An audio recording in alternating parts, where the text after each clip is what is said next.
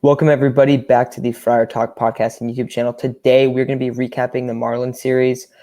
When ended up being a pretty good series, my opinion on it going in was that I wanted them to take 2 of 3, and I did think that the Wednesday series, the Wednesday's game, was the toughest game just out of that group. Just because you have Alcantara on the mound for the Marlins, and we'd seen that Ryan Weathers has been really struggling of late. And then Alcantara pitched phenomenal, and then Weathers also came out and had another rough outing. But overall, potentially going up 2 games on the Reds. They're playing right now. We'll see what the outcome of that game is. But right now we're recording this at the bottom of the ninth, so we're kind of tuning in on that as well. But Chase, what was just your overall thoughts of the series? And do you think that this was a positive series given that the Padres took 2 out of 3? Yeah, we saw with the first game of the series, it was a really good game. Musgrove came out, did a pretty good job. And then yesterday being a bullpen game, it was a lot better than I thought it was going to be, especially the way Stammen started off the game. I was like, well, we kind of put ourselves in really early in the game, and then it got worse. And, we eventually came back. It was a little rocky towards the end, but you know what? Our bats came around. Nola was huge. He's been great ever since he got off the IL. And then today was the day that I thought we would lose. It all depended on kind of how Ryan Weathers, if he was going to bounce back from his last 2 starts. Wasn't the case, and Alcantara had one hell of a game. So it's, positives and some negatives, but the greatest probably aspect that we could take away is that Austin Nola is back and he is balling out.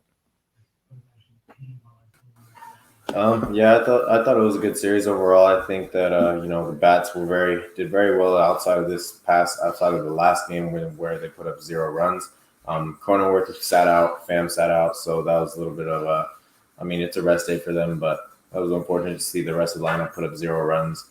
Other than that, though, I thought it was very good to see Musgrove had an amazing outing. The bullpen held it down, so that way the rest of the lineup could put up the runs and win the game for us. And successful series. The Reds, like you mentioned, still tied. Runners on first and third. So we'll see how that goes. But the bright side is that we gained some games on the Reds, and unfortunately we couldn't gain any on the Giants because I don't know, they're getting pretty lucky. And the Dodgers, I don't think we gained any on the Dodgers either. But good series. Yeah, it was overall good series. The Giants and the Dodgers, we've talked about this before. It seems like pretty much anytime the Padres win, those teams win as well. And if the Padres lose, then sometimes they gain some games, but it never seems that the Padres wins or when the Giants and the Dodgers lose. So definitely tough to gain some ground there. But getting a little bit larger gap between the Padres and the Reds is definitely the main thing right now. And it's also a huge deal because the Reds play the Pirates. Someone commented earlier today, 12 more times. So that's a significant advantage for the Reds. So, getting that gap up a little bit is really critical right now, especially in the soft part of the schedule. But I think, just looking at this series, I think you guys brought up Austin Nola. His impact is massive, not only just hitting, but behind the plate as well. We've seen, and it wasn't this series, but we've seen how good he looked with Snell.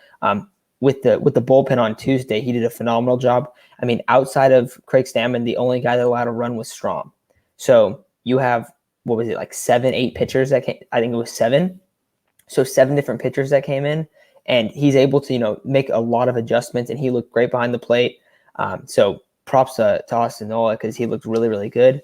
And then another guy, Manny Machado, we're going to have a segment in a couple days here, but he's also been really, really good as well.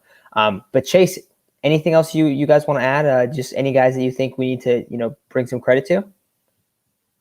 Rhys Kinnear. He kind of has been thriving in that, I guess you would consider, long relief role. He hasn't been the starter that the Padres kind of been needing. They kind of just use him as a long relief, and been thriving in that role. So maybe we just keep him there, and in case anything gets shaky, he can go 2 to 3 innings and really hold it down. He did that today. He's been doing that in these last couple of outings, maybe even run.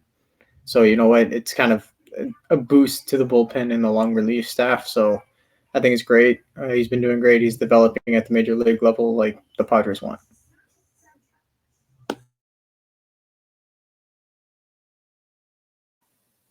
All right. So, I mean, we have a pretty quick recap today, but anyone that's listening on YouTube, we are going to be going live right before the game like we normally do for the start of the series.